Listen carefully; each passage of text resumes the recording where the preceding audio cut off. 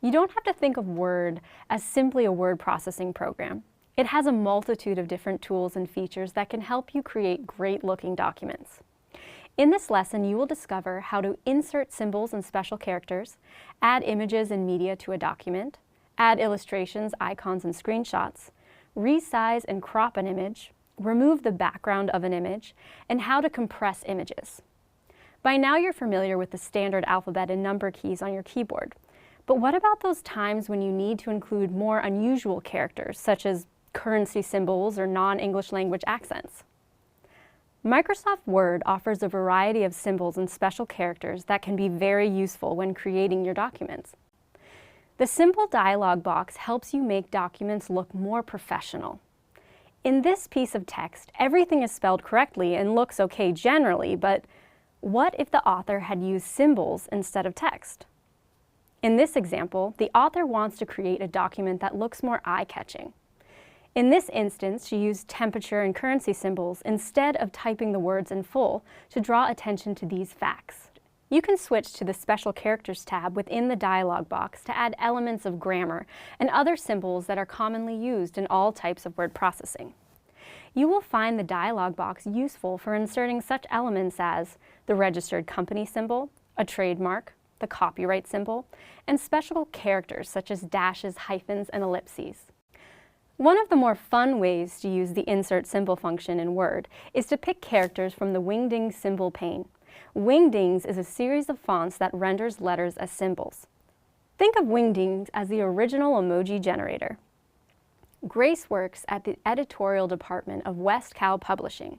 She has just been tasked with creating a brief overview of the department's monthly meeting agenda. Grace has noticed that her colleagues are often disengaged and bored at these meetings. So for this month, she decides to liven up the agenda bullet points using Wingdings. Can you see how you might be more engaged by the agenda presentation if your eye was drawn to these fun symbols during an otherwise boring meeting? The Wingdings symbols also make it easier for the meeting chair to decide when to talk about a particular agenda item. For example, they may wish to discuss the bad news about the paper supplier before getting to the good news of the company picnic. Let's go through the steps you need to take to insert symbols like Wingdings into your documents. To add a symbol to your document, navigate to Symbol on the Insert tab. This feature is on the right-hand side of the ribbon. You can choose a frequently used symbol from the menu or click More Symbols to open the Symbol dialog box. You can resize this box to see more symbols at once. To do this, click and drag the bottom right-hand corner of the dialog box downward. Pick the font to use. By default, Word will display symbols in the current font. Choosing a font can be important because some fonts, such as Wingdings, are all symbols and are quite unique.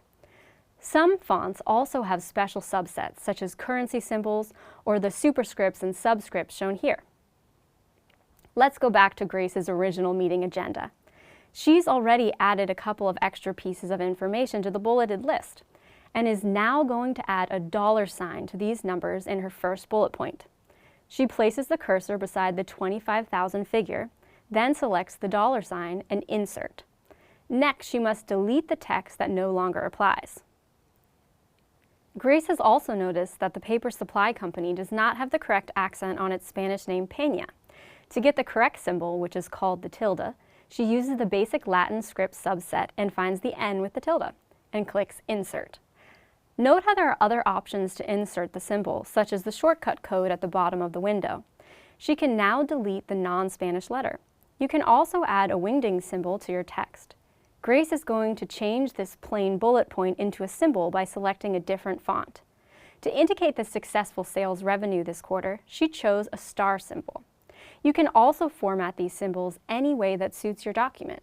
For example, you can change the symbol color and the size as Grace has done here. To the right of the Symbol tab in your dialog box is a Special Character tab. There are two columns here. The first column gives the name of the special character, and the second gives the shortcut key aligned with that character.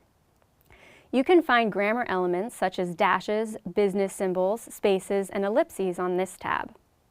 Let's go through a couple of scenarios where you might find this tab useful. Grace has noticed that she has the wrong symbol surrounding the term Peña paper. she should have what is known as an em dash here instead of hyphens. So let's take a look at how she can change this out. Delete the existing incorrect character. Then navigate to the Special Characters tab, where you can see that em dash is the first option, and simply click Insert.